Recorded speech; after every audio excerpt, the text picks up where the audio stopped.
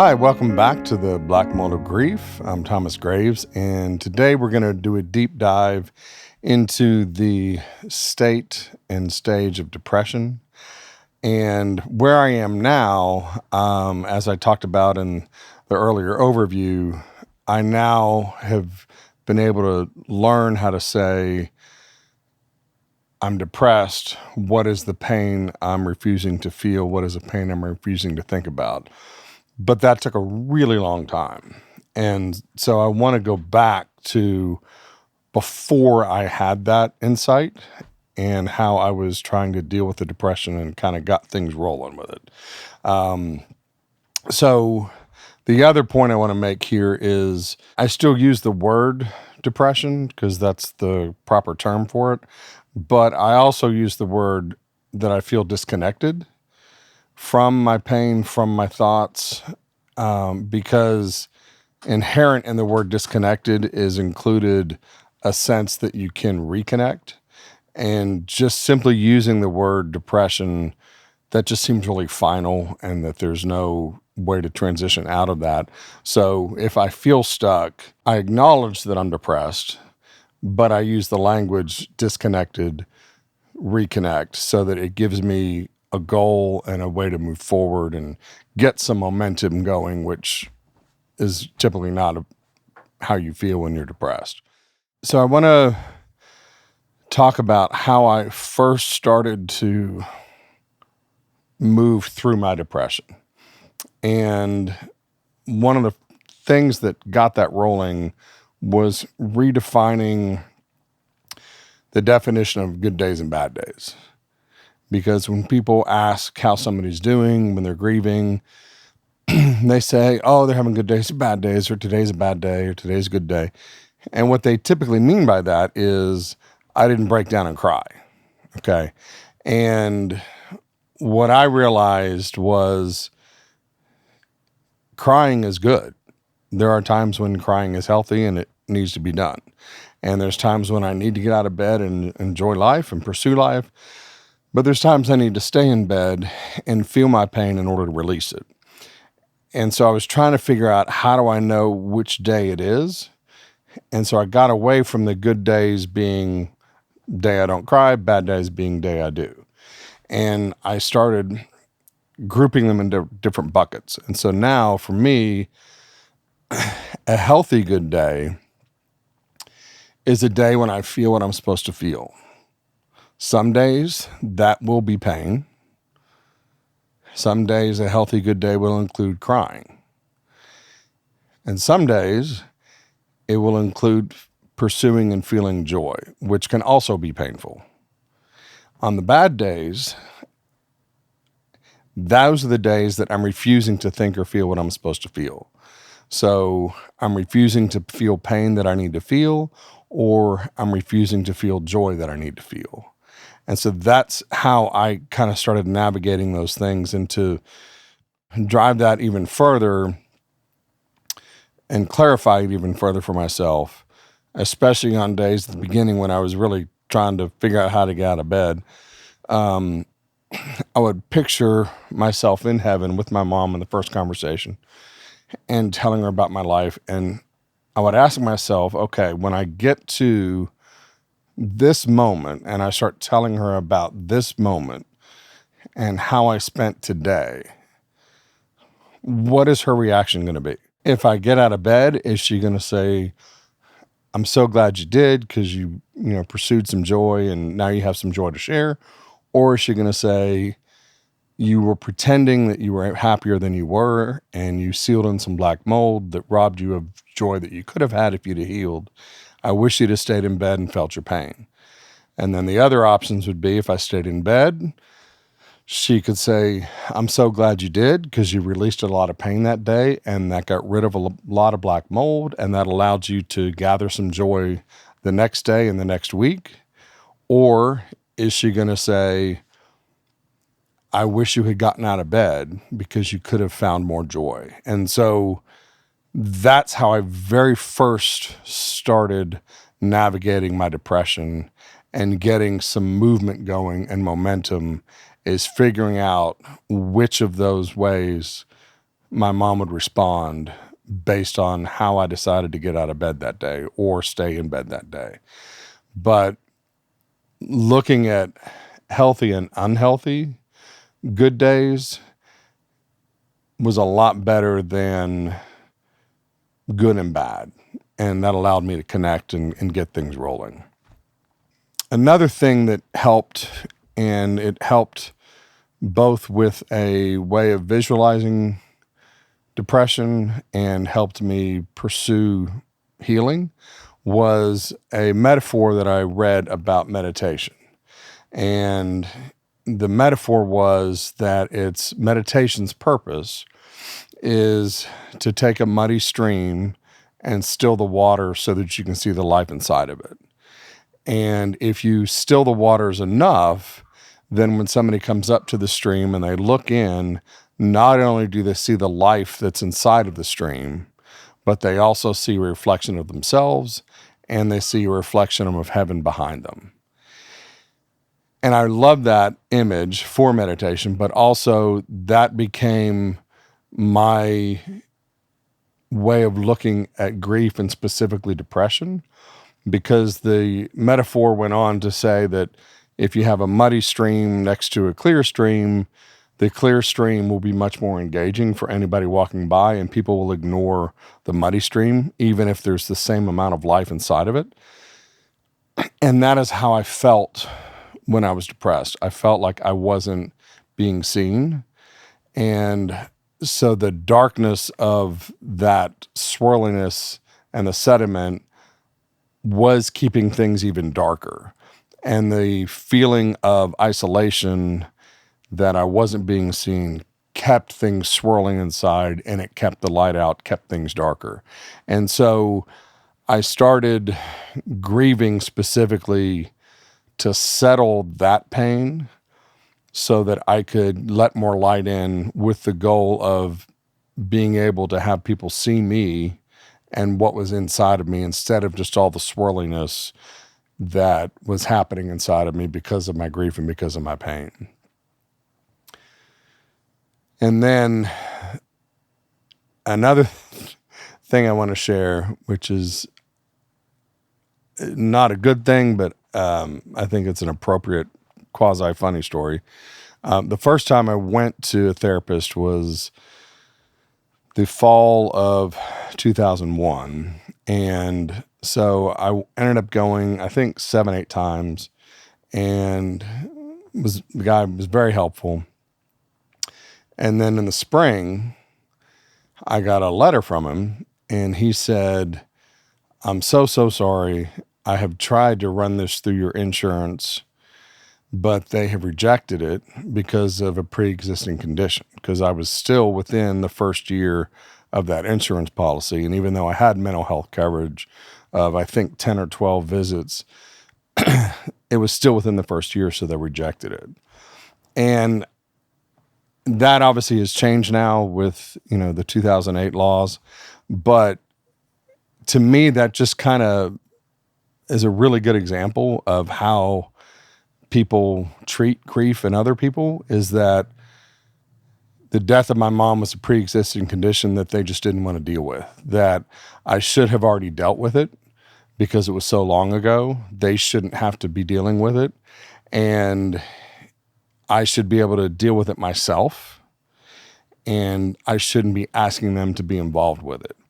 And I think that is another thing that adds to the depression, is the feeling that other people don't want to hear this and that this is a pre-existing condition.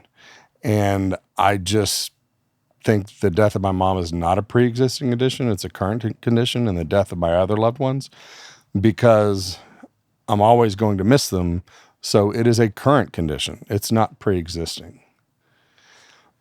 And so as I moved forward from that, so I sent the guy a check, and I just kind of laughed, that at least I was healthy enough to laugh about it. I was still working with the muddy stream imagery and the clear stream, and still being able to grieve.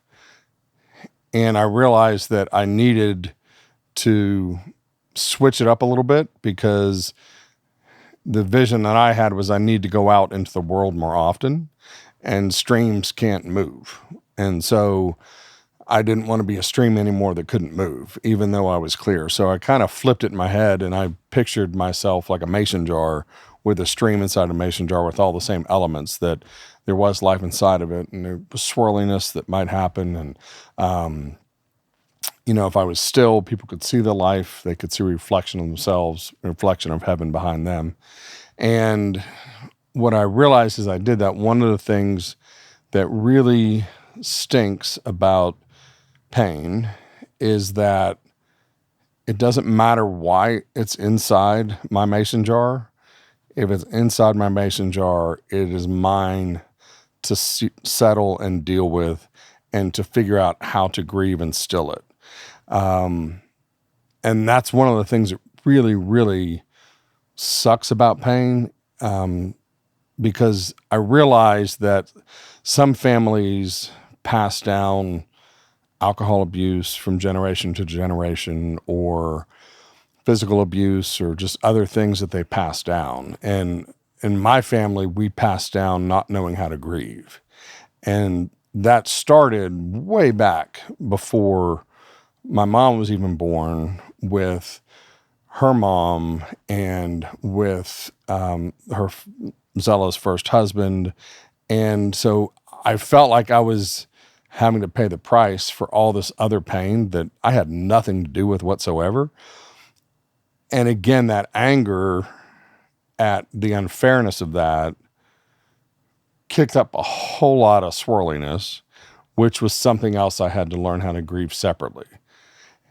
So once I started to grieve how unfair it was, and I really focused in on the pain of that, that also helped me clear the swirliness inside of my mason jar. But that was a tough one to swallow, because the world wants you to function as if you have no pain. So like I mentioned earlier with anger, I've been fired twice for my anger. And I'm actually grateful for it, because it helped me heal. It gave me a mirror to look at to say, this is not healthy, I need to change.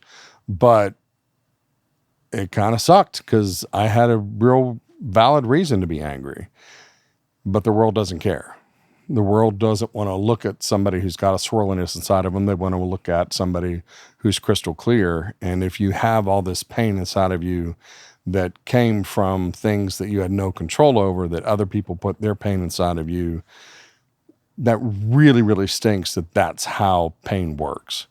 But if the pain is in your mason jar, it's yours, even if it wasn't yours originally. And somebody stuck it in you, you just have to grieve it and clear that swirliness. And then once I started getting some sunlight coming in through the swirliness, I kind of got more optimistic, even though there was still a lot of swirliness going on. But I could feel some momentum, and I could see some light coming in. I started to get more aggressive almost with my healing, and I started to get rid of any guilt or shame that I needed to heal, or that I needed help healing. And I stopped worrying about what other people were going to think or other people were going to say. The way that I looked at that was, stigma is what people throw on you like mud if you're asking for help, or if you say you have a mental health issue. But shame is when you let that stigma seep into your skin. And I just decided I really don't care what people think, because at the end of the day, my goal is to have a great first conversation in heaven. And if I need to reach out for help in order to do that, then I'm going to do that. And if other people want to judge that or talk about me behind my back or whatever, they're not sitting on my cloud when I get to heaven. And so I don't want to shortchange my first conversation in heaven with people who love me, because I'm afraid about what people down here are saying about me behind my back when they don't love me. And so with that realization, I really did start reaching out for help, and I got very aggressive about it. I adopted the saying for myself that I will not apologize for needing to heal, and I will not apologize for deciding to heal, because a lot of my pain happened before I even knew how to do all this. So why am I feeling guilty about it? Why am I feeling like I should have handled it better when I was 2? So what was the point of being ashamed that I need help now? So that just became my mantra. I'm not going to apologize for needing to heal. I'm not going to apologize for deciding to heal. And so I just became very aggressive about reaching out for help and aggressive about learning how to heal, because my goal is and was to have a great first conversation in heaven when I get there. And I'm going to focus on the people who are going to be on my cloud, which are the people that love me. And I'm not going to allow people down here who don't love me, who want to judge me and think, well, your mom's death is a pre-existing condition and blah, blah, blah. I'm not worried about them. So they can say what they want to say, whatever. I don't care, because they're not going to be sitting on my cloud. And so their opinion doesn't matter. So I am simply going to heal, period. And I will not apologize to myself or anybody else that I need to heal or that I've decided to heal.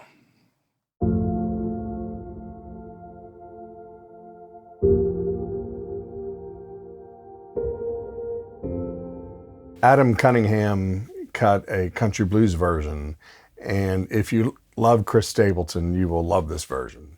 It is a Memphis blues live band that we did in the studio with a Hammond B3 organ, some piano, great guitar. It just has this phenomenal blues groove to it, and it's actually my sister's favorite version.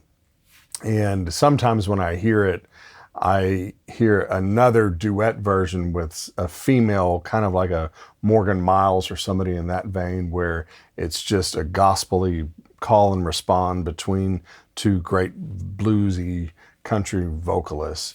And I just love this version, and it just has a great, easy, bluesy, great feel to it. So the memories I make at the end of every day, scoop up the stack you like, and I tuck them all away. Then I pick one you want, dig up the pain that's there, grieve until it's gone, so I have more to share. In our first conversation in heaven,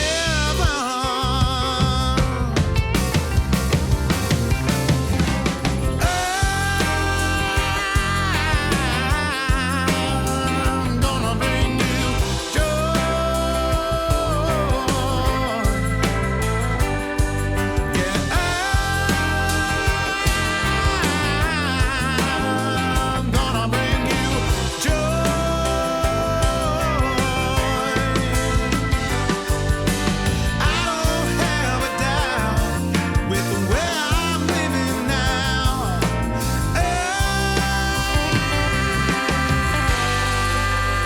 I'm gonna bring you joy.